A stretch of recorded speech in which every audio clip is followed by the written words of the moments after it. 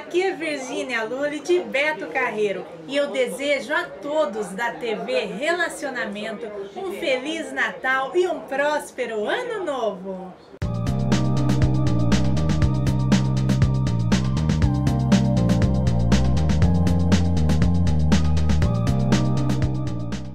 Olá, internautas! Iniciamos mais um programa Gestão Executiva e hoje nós temos um bate-papo muito bacana com uma grande especialista, profissional dedicada, que vai dar uma grande contribuição para esse programa. Soraya Mendonça, gratidão, muito obrigado pela tua presença aqui. Eu que agradeço o convite, é uma honra estar aqui, muito obrigada a vocês que estão nos acompanhando, né? E eu costumo dizer que o capital mais raro que a gente tem hoje em dia é o tempo. Então todo mundo que está investindo tempo lá, assistindo a gente, obrigada. Perfeito. Eu sempre falo assim, o tempo é um recurso escasso, né? E ele não é renovável. Ou seja, perdeu. Então temos que aproveitar bastante, né? Perfeito. Senhora, conta um pouquinho os nossos internautas, onde você nasceu, um pouquinho da sua trajetória profissional e por que você gosta de números. Adoro, gente. Bom, eu nascida e criada na cidade de Guarulhos, no estado de São Paulo. Desde pequena eu sempre era aquela prima que brincava e eu era a caixa do supermercado. E guardava o dinheiro. Eu guardava o dinheiro, passava troco, então até as minhas brincadeiras eram ligadas a números. Sempre gostei muito de viver sabendo o que estava acontecendo. Aquela velha controladora.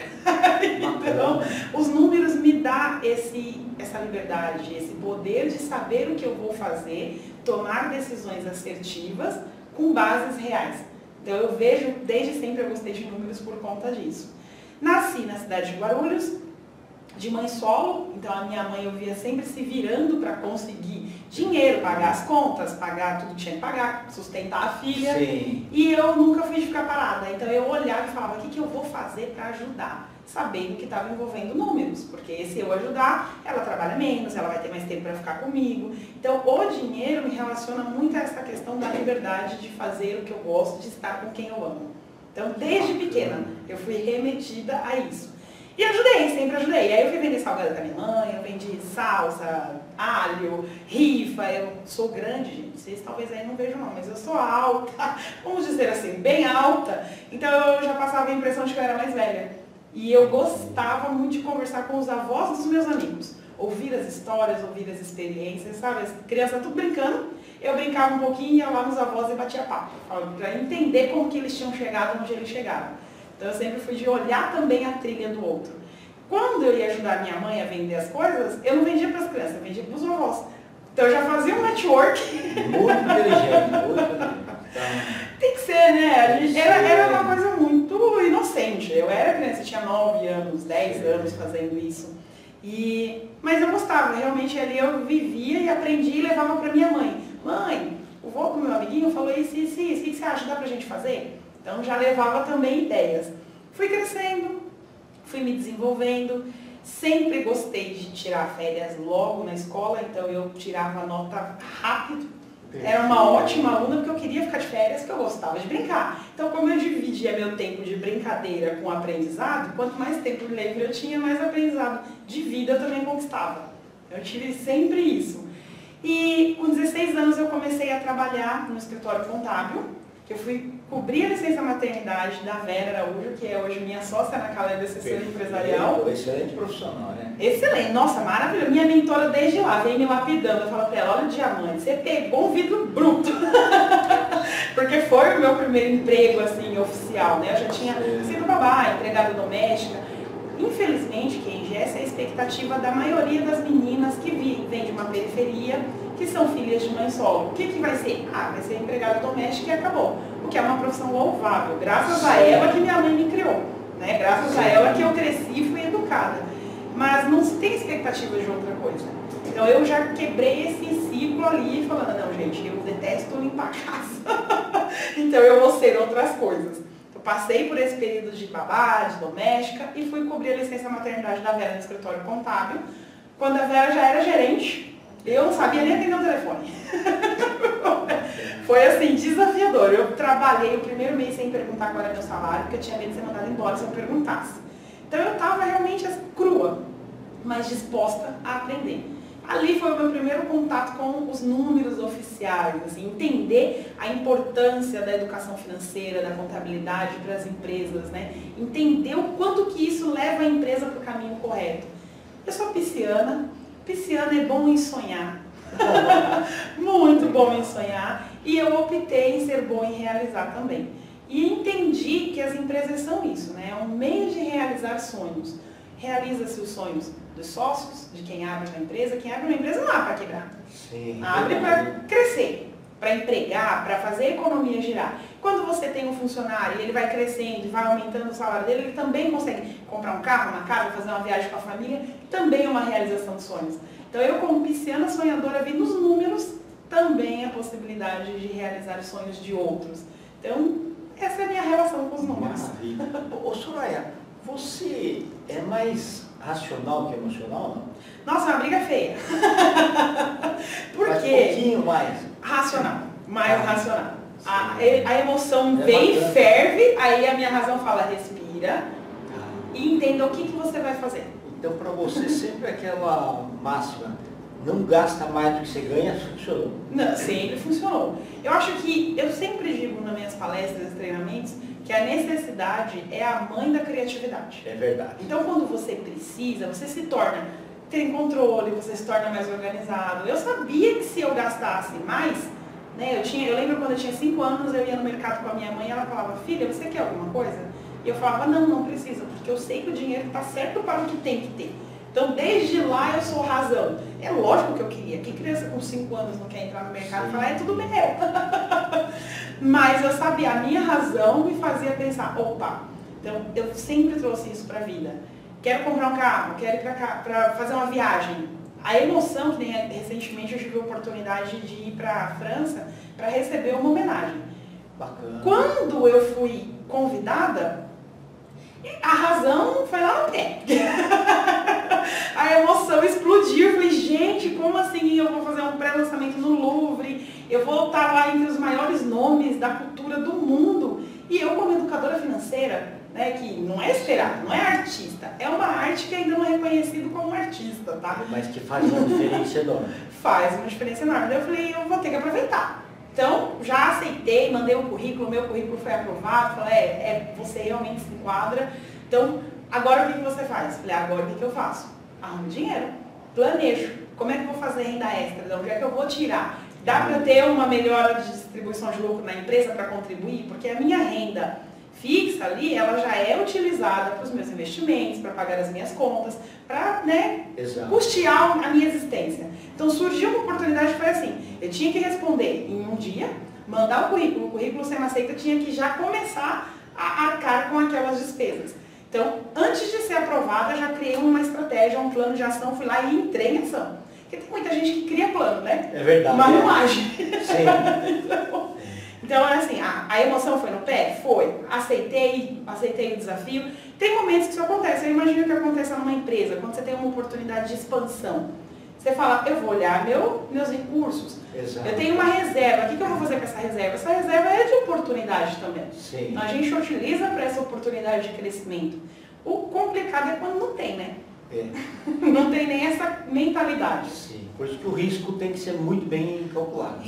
As pessoas falam, a gente não pode correr risco. Pode Pode e deve. Que é aquilo que impulsiona. Exatamente. Mas você tem que olhar e falar, vai me impulsionar. Se der certo, eu cresço tanto. Se der errado, eu caio tanto, eu consigo segurar. É então, verdade. esse risco, gente, vocês estão aí nos acompanhando, é o tipo de risco que a gente deve assumir. É o tipo de risco que leva a nossa empresa e a gente também, né, para um próximo nível. Você calcula. No planejamento, a gente sempre fala que o planejamento ele tem que constar 2 coisas. A primeira que eu amo, sonhar. Você coloca lá todo o seu sonho. Quero isso. E aí você coloca o e se. E se der alguma coisa errada? E se o cliente não pagar? E se estourar uma pandemia, que era uma coisa que ninguém esperava? Mas a gente tem que hoje não utilizar a pandemia. Mas e se tiver uma crise econômica, uma crise de saúde? Então você coloca tudo no planejamento e se arrisca. Já sei, se der isso eu faço isso, se der isso eu faço isso, se der isso eu faço isso. Aí vou lá e me jogo. Maravilhoso. Você falou uma coisa muito interessante que é assim, a linha que separa o fracasso e o sucesso ela é tão fina que muitas vezes a gente está em cima dela e um passo a mais iria para frente. A maioria das pessoas retrocede. Né? E quanto a experiência que você falou, assim, mares calmos nunca fizeram boas marinheiros. Né? Tem que estar lá enfrentando os desafios. Né? Não, e é gostoso, sabe? As pessoas falam assim, mas hoje, né, a geração que se fala muito da geração que está muito líquida, que não tem força, por quê? Porque eles não tiveram que enfrentar as coisas, né? A grande maioria, os pais falavam que a máxima, eu vou dar para o meu filho, para minha filha, tudo que eu não tive. E aí, não tive. E o que eu tive, eu não quero que ele tenha. E o que eu tive? Eu tive necessidade, eu tive que crescer, eu tive que aprender. E aí não preparo a geração para isso. Dá conforto demais. Dá conforto demais. Então tem que haver um equilíbrio, tem que haver a questão do, se eu não me mover, eu não vou ter resultado nenhum. Então se eu me mover, pode ser que dê merda, desculpe. Mas pode ser, mas algum resultado vai dar. Exato. E aí as pessoas acham que isso é clichê, que é frase de para-choque de caminhão. E não é. Quando você aplica na sua vida, você consegue entender o que é que está acontecendo. Né? E hoje eu entendo, lá meus 9 anos, que eu ia vender salgado, que eu ia vender as coisas, que eu fazia amizade com os avós dos meus amigos, eu entendo o quanto foi importante. Meu primeiro emprego, que foi lá para substituir, né, cobrir a licença da maternidade da Vera, eu consegui porque eu fui no açougue e pedi para a dona do açougue me contratar. Mas você não está precisando de alguém aí?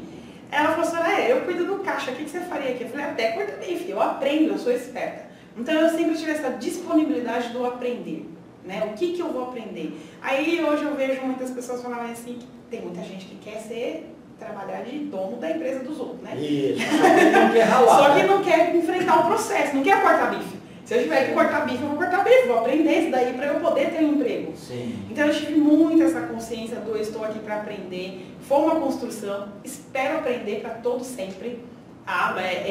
Acho que o dia que eu parar de aprender coisas novas, eu parei de viver. Então eu estou sempre em busca de aprender coisas novas. E assim também foi quando eu fui fazer faculdade.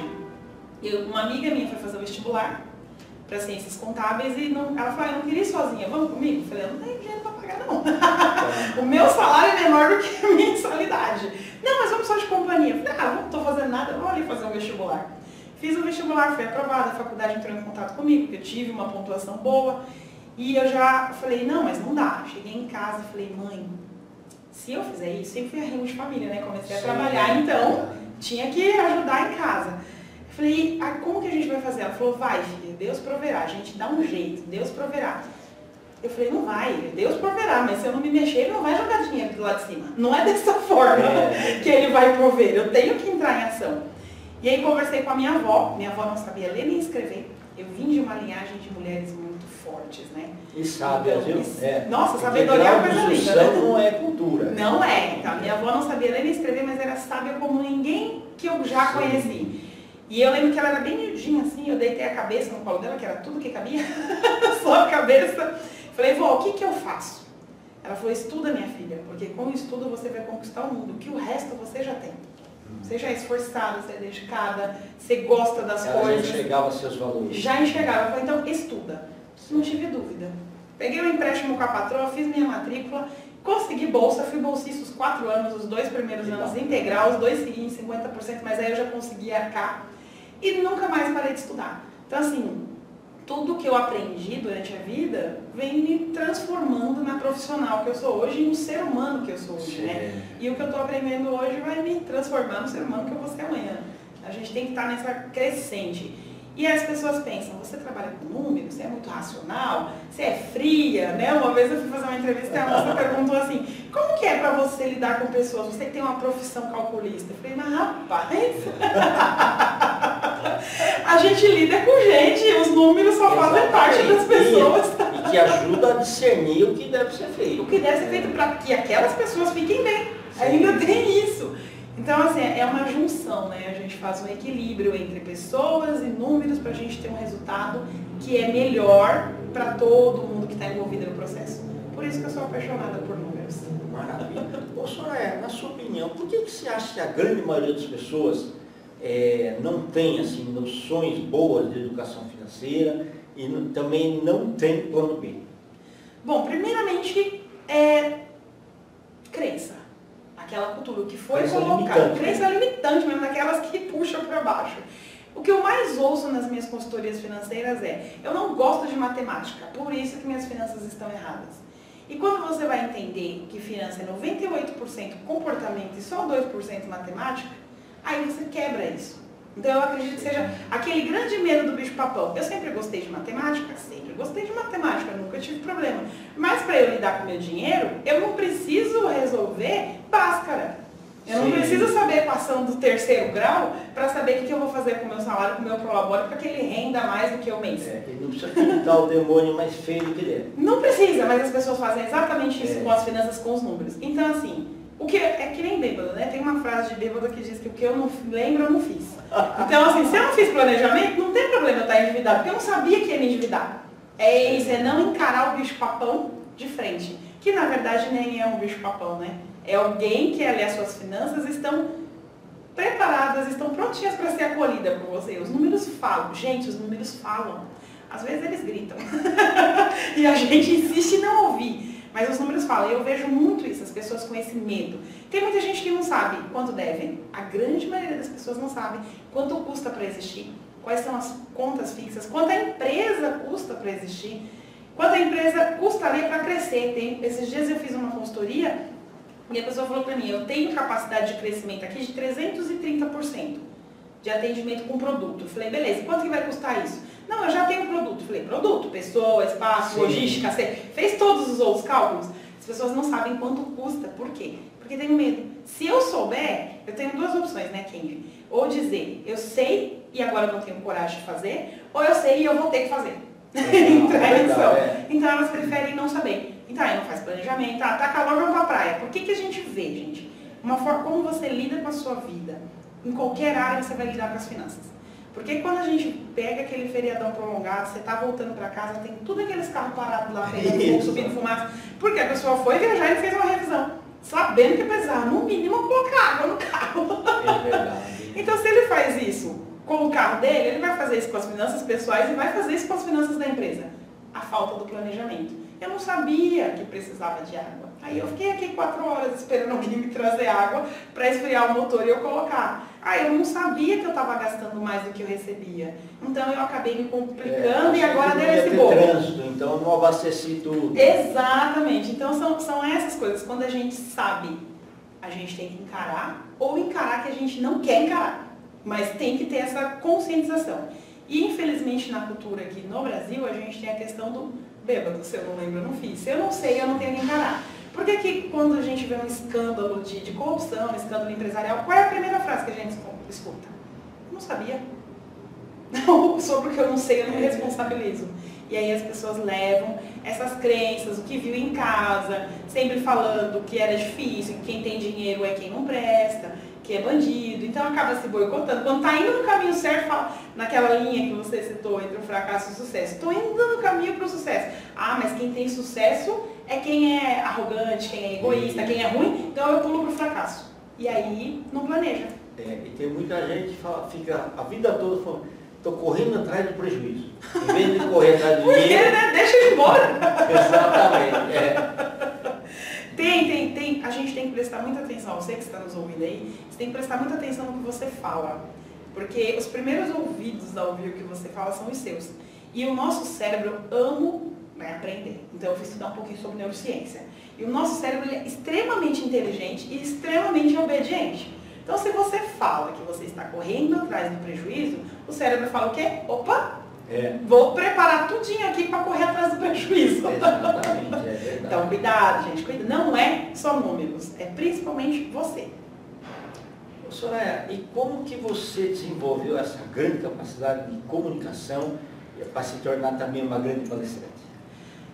Foi me desafiando.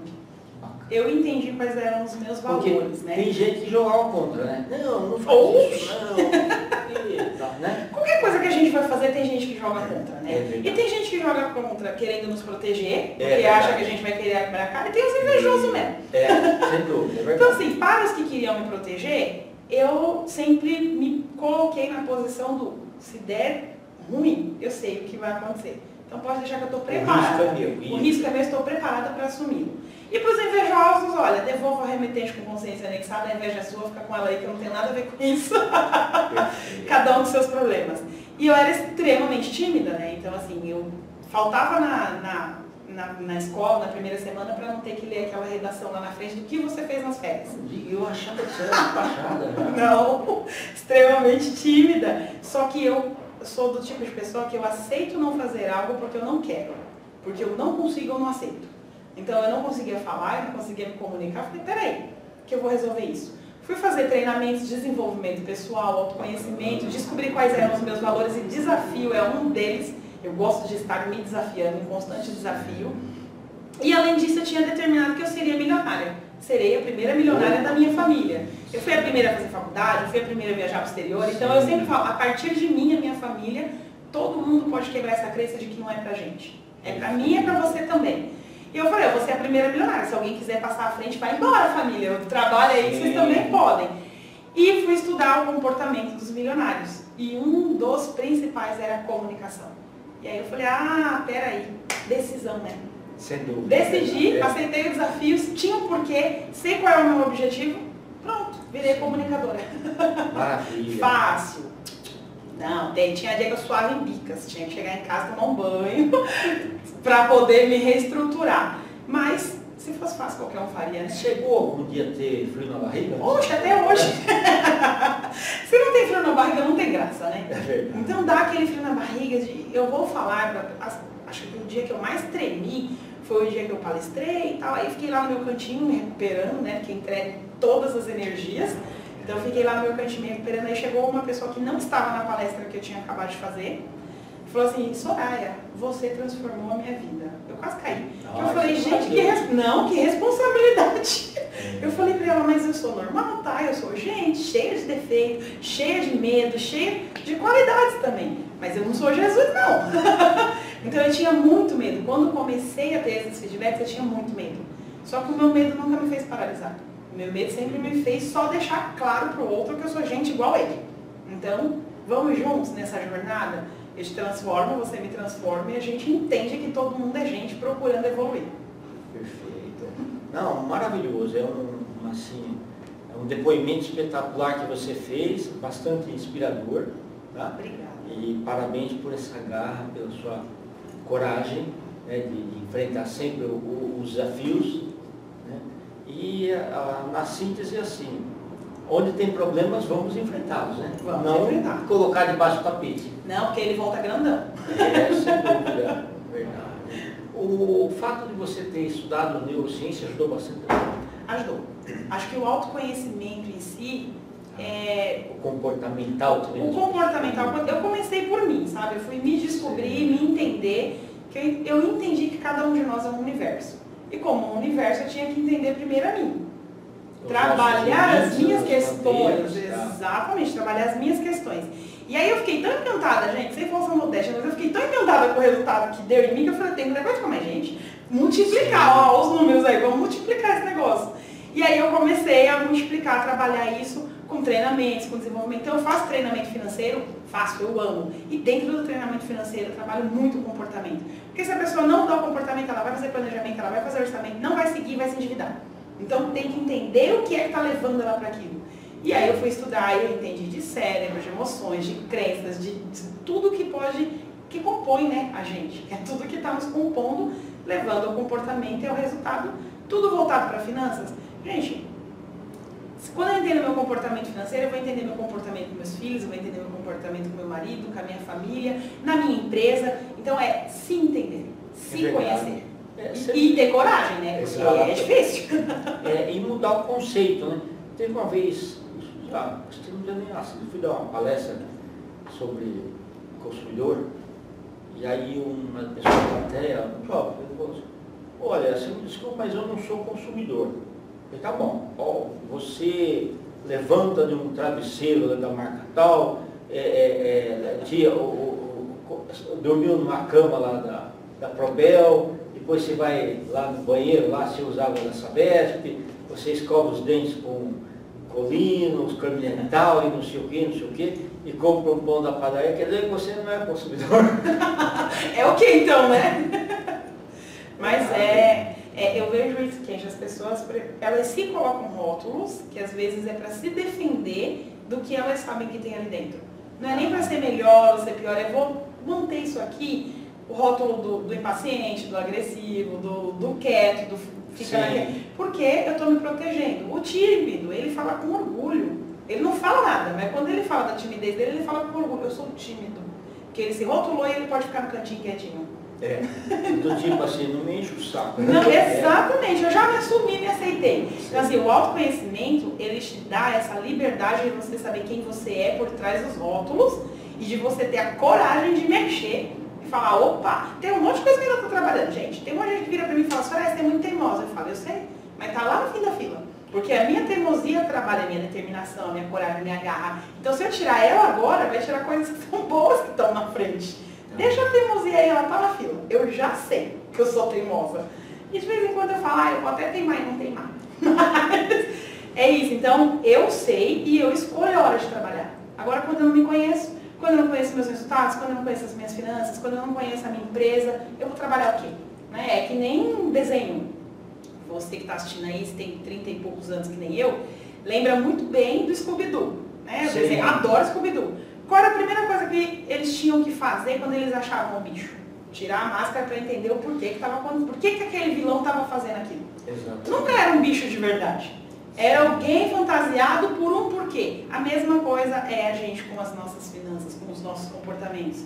Tem um bicho que a gente tem que olhar, entender, tirar a máscara e falar, esse é o motivo? Então agora eu vou trabalhar, agora eu consigo encarar. Tá ótimo. Tá bom? Soraya, eu quero que você volte outras vezes, tá? Nós estamos nos instantes finais.